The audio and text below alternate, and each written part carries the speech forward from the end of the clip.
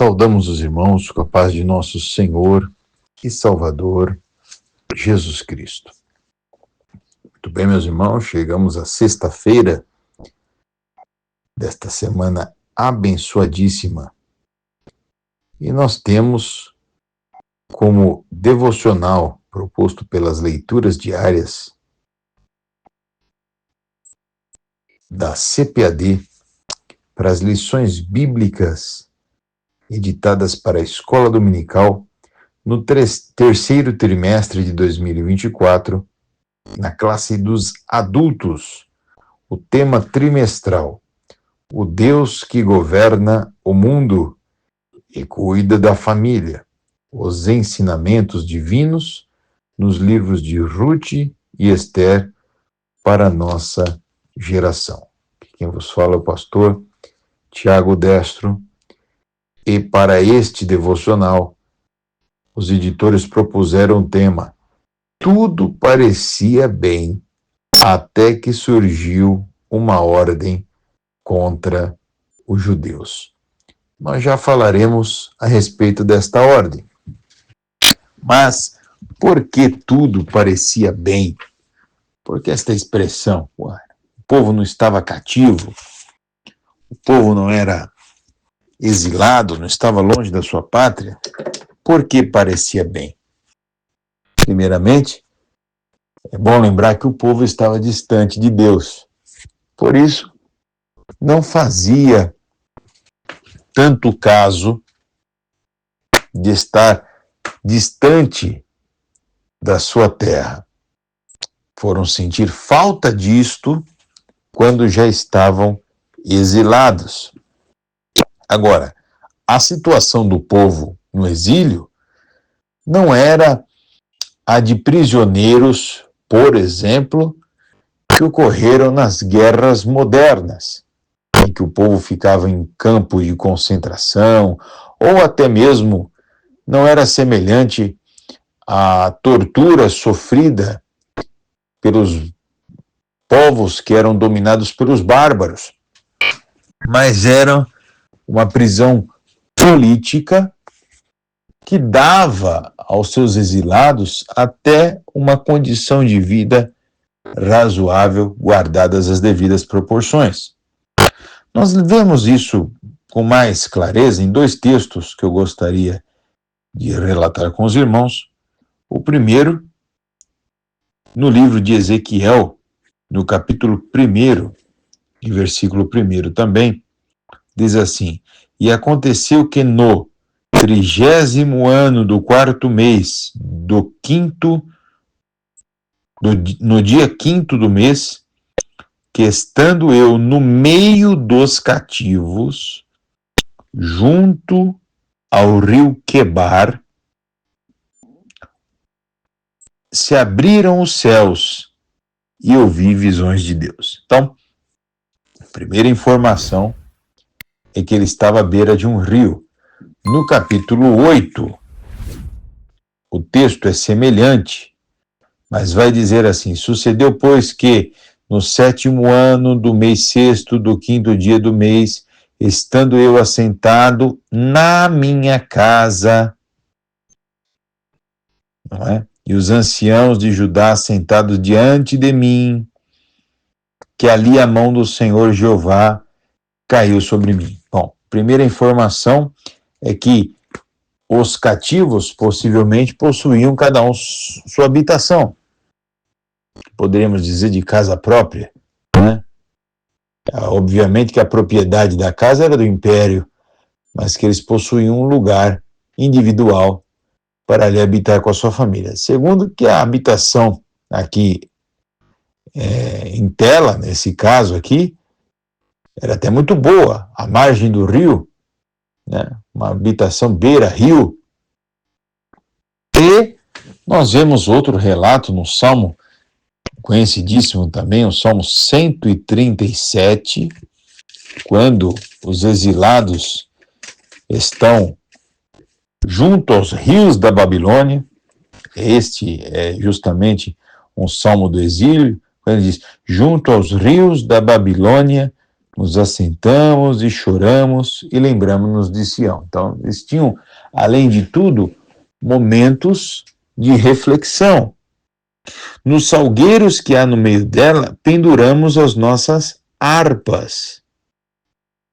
Porquanto aqueles que nos levaram cativos nos pediam uma canção, e os que nos destruíam, que nos alegrássemos, dizendo, cantai-nos um cântico de Sião. Então, eles tinham casa, o local da habitação não era assim tão ruim, e ainda tinham momentos de reflexão e, se quisessem, momentos de lazer. Haja vista que nesse inteirinho, nesse contexto que nós citamos, eles não estavam em nenhum trabalho forçado.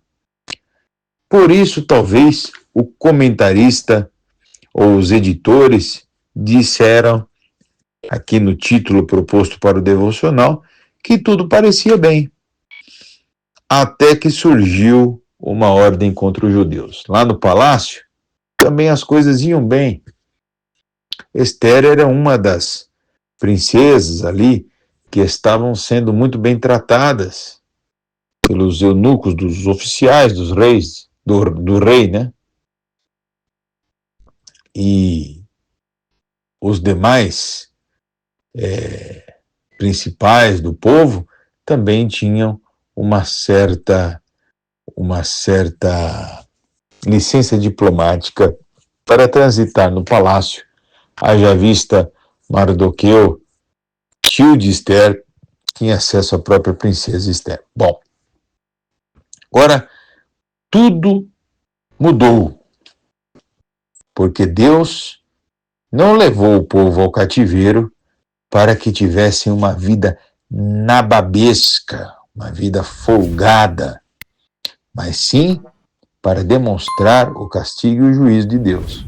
Então, o livro de Esther, no capítulo 3, e versículos 7 a 13, está contido, então, aqui o relato desta ordem crudelíssima que surgiu a partir de uma emboscada que os irmãos terão mais oportunidade de entender na aula da Escola Bíblica Dominical.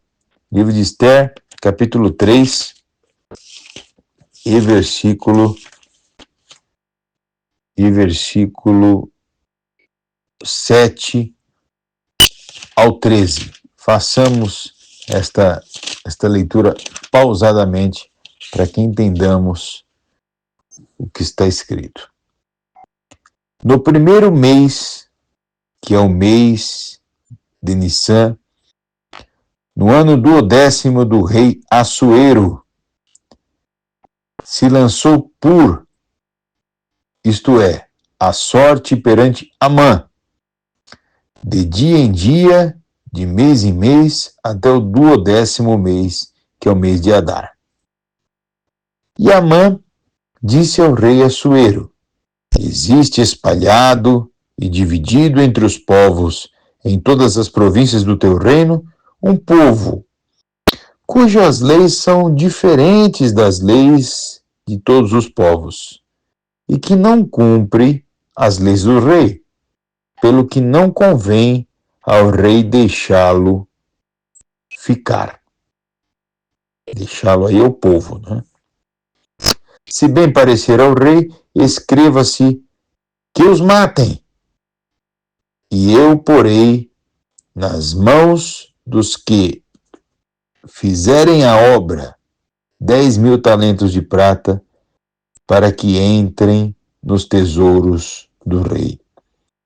Então tirou o rei o anel de sua mão e deu a Amã, filho de Amedata, o Agagita, adversário dos judeus. Essa informação é muito importante, porque esse Amã é descendente daqueles amalequitas que foram poupados.